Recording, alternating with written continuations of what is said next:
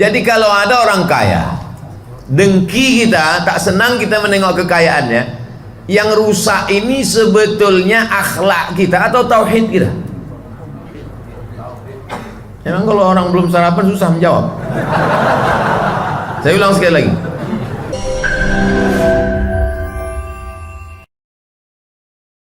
Jangan lupa subscribe, like, and share.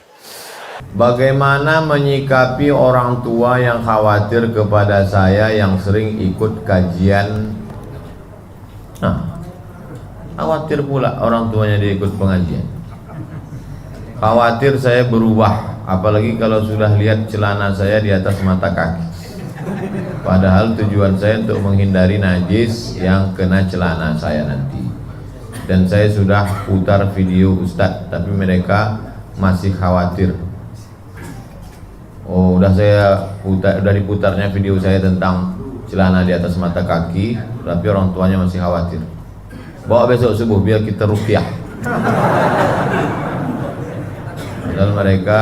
Padahal mereka suka sama ceramah Ustaz.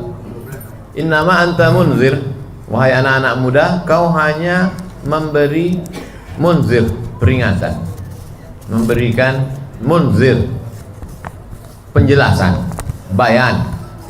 Lasta alaihim bimusaitir, lasta alaihim bimusaitir. Kau tak bisa memaksakan orang lain.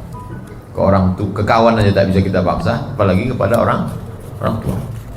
Jadi Bapak Ibu, orang-orang tua, saya khawatir. Saya tahu kalian khawatir, sama macam saya. Saya juga khawatir anak saya ikut aliran sesat, liberal, komunis. Tapi pada perkara-perkara yang sifatnya baru, yang kita tidak, al-insanu a'da ma jahilu. Manusia itu selalu menjadi musuh terhadap sesuatu yang dia tidak tahu.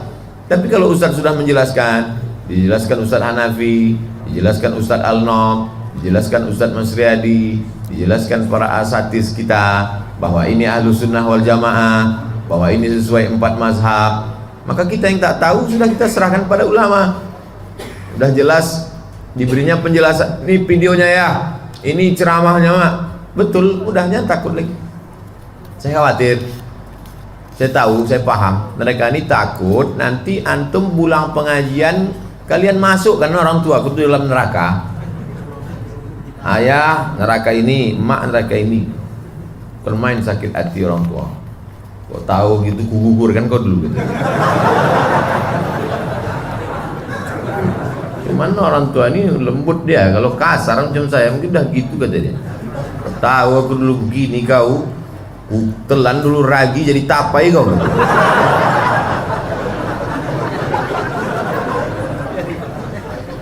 Sudah dilahirkannya kau meregang nyawa, disusukannya kau 2 tahun, bukan kau belikan dia makanan, bukan kau senangkan hatinya, kau masukkan pula dia ke neraka.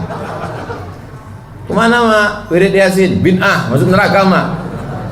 Kemana Mak? Tahlil, bid'ah, masuk neraka Mak. Kemana Mak? Maulid, bid'ah, masuk neraka. Astagfirullah. Pahami baik-baik. Tanya ustaz-ustaz. Kalau kalian tak percaya sama saya, tanya sama ustaz lain. Assalamualaikum warahmatullahi wabarakatuh. Waalaikumsalam. Saya mendengar kajian Ustaz Adi Hidayat di SPO.TV. Ketika Ustaz menyampaikan kajian, saya berkhayal kalau sayalah yang menyampaikan. Apakah boleh itu Pak Ustaz? La hasada illa fisnataini. Tak boleh hasad kecuali 2 perkara. Yang pertama, rajulun atahullahu ilman. Orang yang diberi Allah Subhanahu wa taala ilmu, dalam riwayat lain Qur'anan, hafal Quran macam Ustaz Adi Hidayat, alim dia, lalu kemudian ingin macam dia, itu boleh hasad. Yang kedua, rajulun atahullahu malan fasallatahu ala halakatihi. Orang yang dikasih Allah harta, lalu hartanya itu habis dibangunkannya masjid. Saya ketemu dengan orang, Ustaz doakan saya, tanah saya ini laku. Untuk apa Pak Haji? Saya rencana mau membangun 99 masjid. Lalu kemudian ada anak muda nih yang ingin macam itu, maka itu pun boleh hasad. Sebetulnya di situ bukan hasad, kata ulama, bukan hasad namanya, ghibthah. Kalau hasad itu konotasinya negatif. Ada ustaz hebat, aku mau macam dia. Terus gimana biar supaya ustaz cepat mati? itu namanya hasad. Tapi kalau ghibthah itu positif. Kalau hasad negatif. Kalau positif namanya ghibthah, ingin macam dia. Ingin dia macam Ustaz Adi Hidayat. Bagus. Tak ingin pula dia macam saya. Nah, Ustaz Hidayat itu Ustaz kita, Ahlus Sunnah wal. Jadi antum boleh berangan-angan bercita. Ustaz Somad dulu ingin seperti siapa? Jadi saya pergilah ke Jakarta, pelatihan 1958 mau ke Mesir. Salat Jumat lah saya di Masjid Istiqlal. Waktu itu khatibnya Dr. Muslim Nasution, Ketua Al-Jamiatul Wasliyah. S1, S2, S3-nya di Ummul Qura Makkah. Khotiblah dia, dibawanya kertas kecil aja ke atas Istiqlal, di Istiqlal. Waktu itu saya menengok itu, dalam hati saya, aku nanti ingin khutbah macam Dr. Muslim Nasution. Karena dia nengok kecil.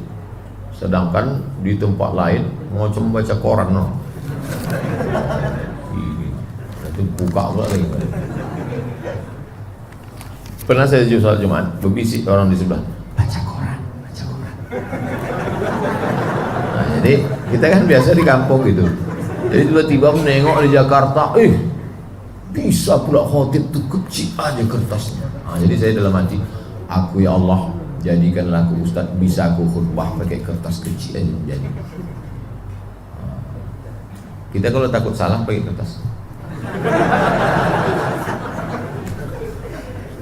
Jadi boleh antum mau jadi siapa. Ada juga ustaz terkenal, hebat. Jadi waktu keluar dari Masjidil Haram, nampak saya lah dia di lobi hotel, dia sedang berdiri. Saya dekati, kita kan senang betul. Dulu kita kejar-kejar dia naik helikopter kan. Gitu, saya dekati. Assalamualaikum Ustaz, mau saya cinta. Cuek aja dia. Tak ditengok, hidungnya pun tak punya. Dalam hati saya, aku nanti kalau jadi ustaz tak akan kubuat macam ini. Itulah makanya saya kemana-mana asal diajak orang foto. Semalam berhenti saya di rumah makan Kota Pinang. Saya sampai tadi malam. Habis semua. Untung tak diajak orang tu RT RW. Banyak saya ditanya orang, kenapa Ustaz biarkan diam aja? Membalaskan sakit hati saya dulu dicuekin. Dalam hati aku nanti tidak akan macam ini. Aku nanti tidak akan macam ini. Nah, jadi kita berniat baik. Niat baik, datang baik, alhamdulillah. Niat baik, datang tak baik, berarti ujian dari Allah. Inna lillahi wa inna ilaihi raji'un. Semua ini datang dari Allah. Apapun dia, coba tengok kalimatnya tadi. Atahullahu malan. Allah mendatangkan harta untuk dia. Ini harta. Harta ini kan? Harta ini kan? Ini harta. Ini kita. Kita datang ke harta atau harta itu datang ke kita? Saya bacakan hadis. Atahullahu malan. Allah mendatangkan harta itu ke dia. Bukan kita datang ke harta. Setengah mati kita mencari, kalau tidak kata Allah tak dapat. Tapi berapa banyak orang tak mencari, buka mata dapat. Siapa itu? Anak-anak orang kaya.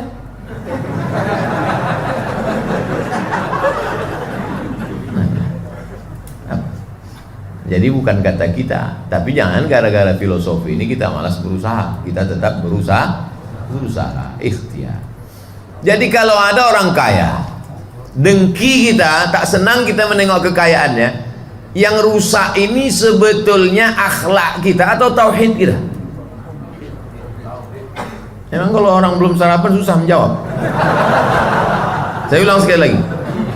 Kalau ada orang kaya, benci kita menengok rumahnya besar, marah kita menengok mobilnya mewah, lalu kemudian yang jadi masalah itu adalah akhlak kita atau tauhid kita? Tauhid kita. Karena kita marah bukan pada harta dia itu, kita marah kepada dia yang memberikan harta pada dia. Kenapa lah dia kau kasih Allah, kenapa tak aku? Tak boleh, tauhid kita rusak. Oleh sebab itu banyak orang silap. Ini kata dia akhlak, enggak, bukan akhlak, ini masalah tauhid. Makin lama makin kecil kertasnya. UAS tolong beri contoh perbuatan ikhlas.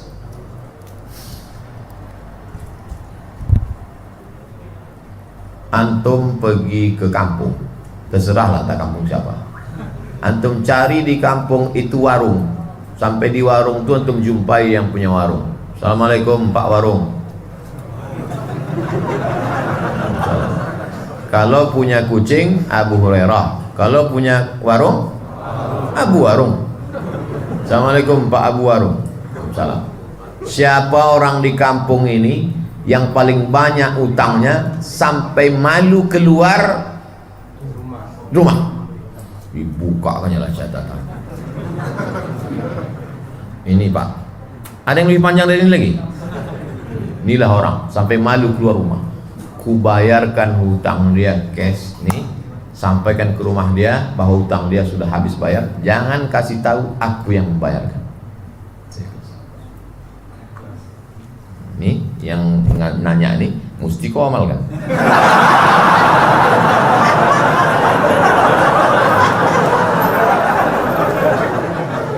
Cari kampung ada.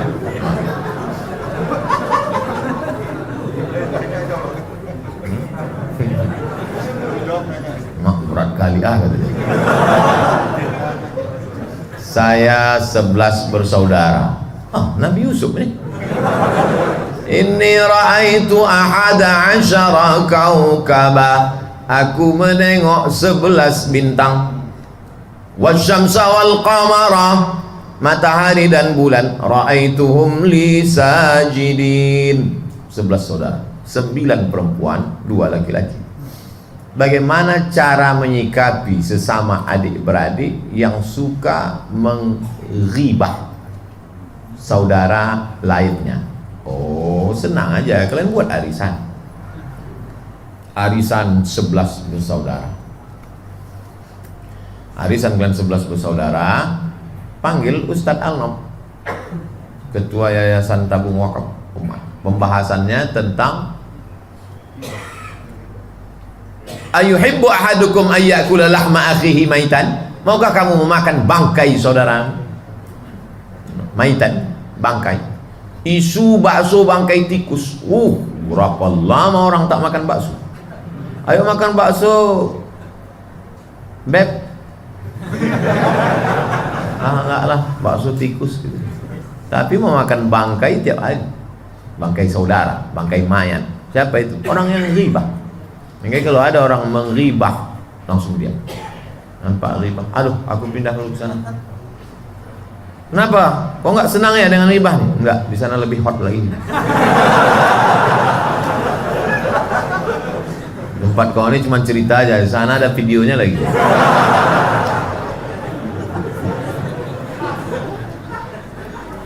Jangan menghibah orang lain. Kita hanya boleh menceritakan aib orang lain. Satu, waktu jadi saksi di pengadilan. Benarkah seorang ini pernah melakukan perbuatan ini? Saya sebetulnya bisa menjawab Pak Hakim. Kenapa tak kau jawab? Saya takut niribah Pak Hakim. Gimana aku mau memutuskan perkara? Maka saksi boleh menyebutkan aib. Yang kedua, menanyakan fatwa ke Ustaz. Ustaz Somad, saya mau nanya tentang suami saya ini Pak Ustaz. Gimana dia? Itulah saya takut berdosa Pak Ustaz, ribah. Gimana aku mau jawab?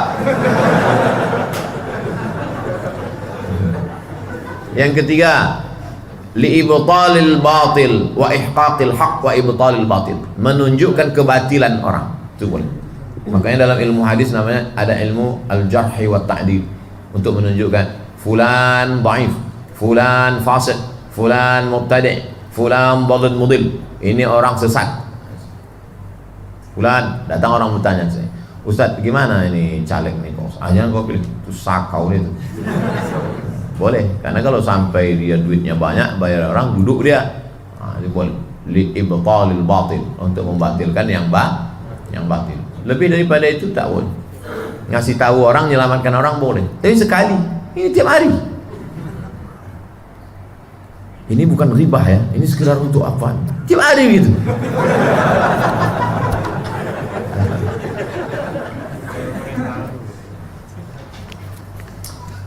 Mohon penjelasan masa iddah bagi wanita. Apa yang tidak boleh? Wal mutallaqatu yatarabbasna bi anfusihinna salasata quru'. Perempuan yang kena talak maka dia menunggu 3 kali suci, 3 bulan. Walladzina yutawaffawna minkum wa yadharuna azwajan yatarabbasna bi anfusihinna arba'ata ashhurin wa 'ashra. Kalau suaminya meninggal maka dia menunggu 4 bulan 10 hari. Iddah yang ketiga, hatta tada'na hamlahun, sampai anaknya lahir. Iddah ada 3 bulan, 4 bulan 10 hari bagi yang mati, lahir anak bagi yang hamil. Lahir anak habis nifas baru boleh. Apa yang dia lakukan selama itu? Dia tidak boleh menerima pinangan-pinangan segala macam, tidak boleh. Tapi walinya, maka walinya. Sekarang banyak perempuan yang tak punya wali. Fasultan waliyun man la waliyalah. Sultan menjadi wali bagi perempuan yang tak punya wali. Riau ini dulu siapa yang menjadi wali? Wali itu artinya pelindung. Siapa menjadi wali, pelindung bagi perempuan-perempuan ini? Ayah, atuk, abang, adik laki-laki, abang ayah, adik ayah. Kalau tak ada, siapa yang melindungi dia? Jangan kau keluar rumah, jangan kau begini, jangan kau dekat dengan laki-laki, jangan kau membuka aurat, jangan kau berdua-dua dengan laki-laki tak mahram. Kalau tak ada 6 wali ini siapa? Sultan, Sultan Syarif Qasim. Tapi karena kita tak ada sultan lagi, 1946 kita bergabung dengan Negara Kesatuan Republik Indonesia, maka sultan kita adalah Kementerian Agama. Kementerian Agama tak sanggup mengurus sampai ke bawah, maka ujung tombak di kecamatan adalah KUA. Itu makanya tak ada kepala KUA itu perempuan, karena dia akan menjadi sultan, dia akan menjadi wali. Jadi sebetulnya negara Republik Indonesia ini berdasarkan nilai-nilai Islam. Salah satunya itu Kementerian Agama. Kalau Kementerian Agama itu bubar, maka tak ada wali pelindung. Jadi perempuan-perempuan ini dilindungi oleh walinya. Jadi wali itu bukan cuma diundang waktu acara akad nikah. Wali itu dari segala aspek, termasuklah pada saat iddah yang 3 jenis tadi. Jadi yang perempuan dalam iddah supaya menjaga-jaga, dan bagi laki-laki penting. Walaupun pertanyaannya untuk perempuan, tapi laki-laki sebagai wali. Wallahu a'lam. Terakhir,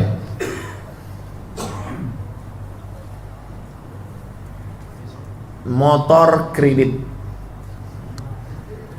kemudian dijadikan usaha seperti Gojek, apakah hasil dari usaha tersebut termasuk riba? Keluarkan HP semua. Saya pun keluarkan, bukan saya nyuruh aja, saya mengajak. Keluarkan HP. Udah? Buka. Kenapa pesawat ini lewat terus?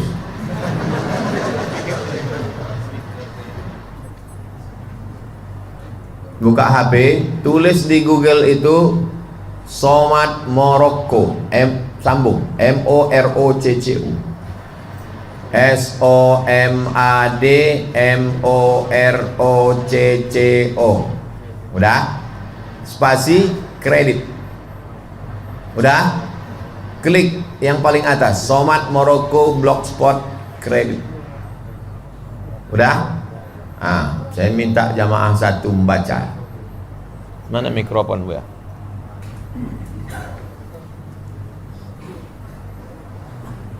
Kadang jamaah ini kalau kita tanya, nampak katanya. Baca tak nampak katanya. Tuh kasih sama yang tak pakai peci. Baca. Baca. Kuat-kuat. Paksa-paksakan walaupun belum sarapan.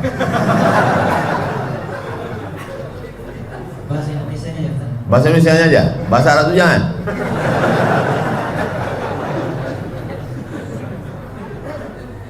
Bismillahirrahmanirrahim. Kredit jual beli dengan jangka waktu diterjemahkan oleh Profesor Dr. Haji Abdul Somad. Tak ada profesor situ.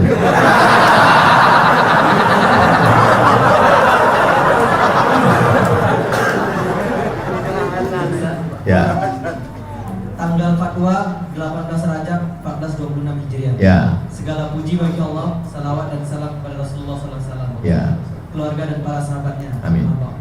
Majma' Al-Fiqih Al-Islami atau lembaga fikih Islam membolehkan jual beli dengan tempo. Boleh jual beli dengan tempo. Tempo itu bukan majalah. Jangka waktu. Oke, kredit. Terus Memperbolehkan jual beli dengan tempo atau jangka waktu atau kredit pada konferensi yang ke-6 yang dilaksanakan di Jeddah pada tanggal 17 Sya'ban 1410 Hijriah bertepatan dengan 14 Maret 1990 Masehi.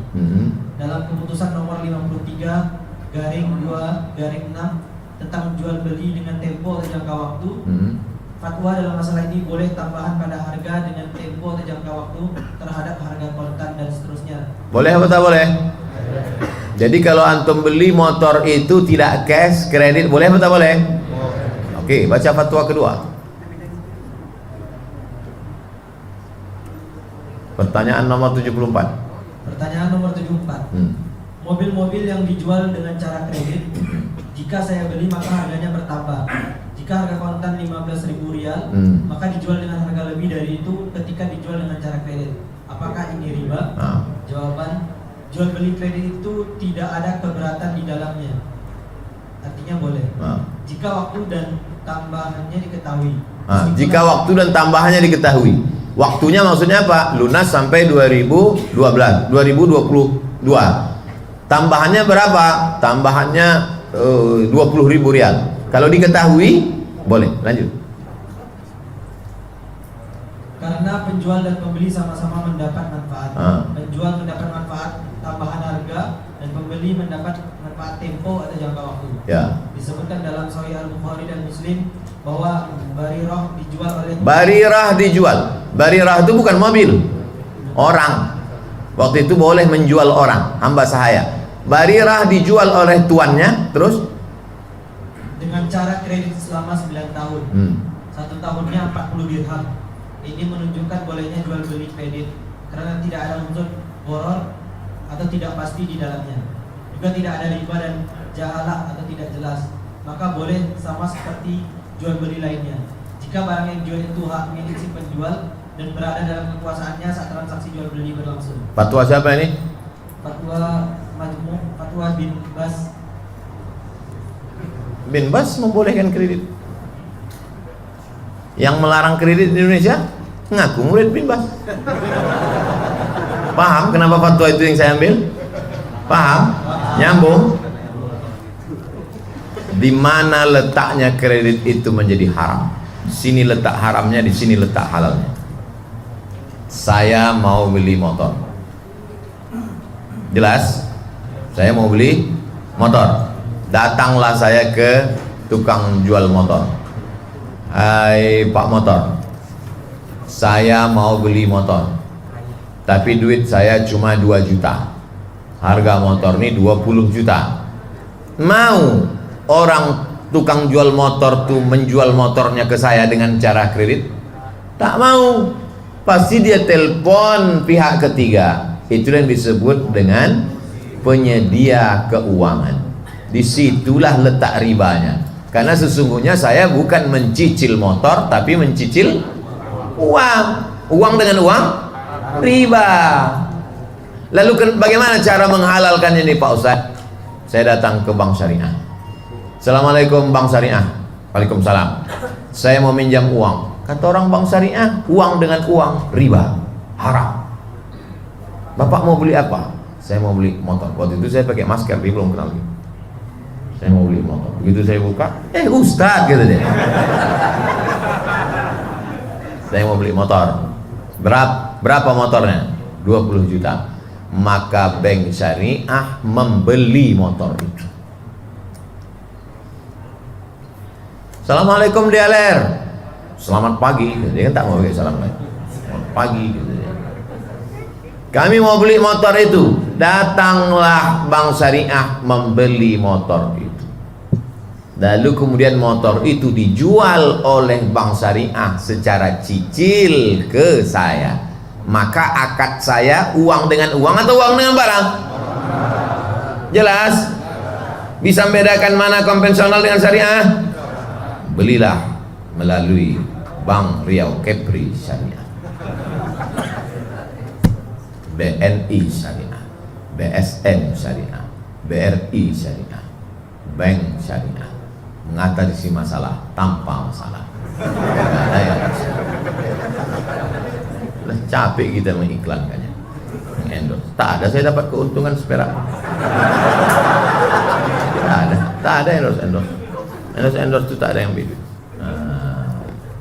Demikianlah kaji kita subuh ini. Sallallahu ala Muhammad, sallallahu alaihi wasallam, sallallahu ala Muhammad, sallallahu alaihi wasallam. Ya Nabi salam alaika, ya Rasul salam alaika, ya Habibi salam alaika, salawatullah alaika. Allahumma salli ala sayyidina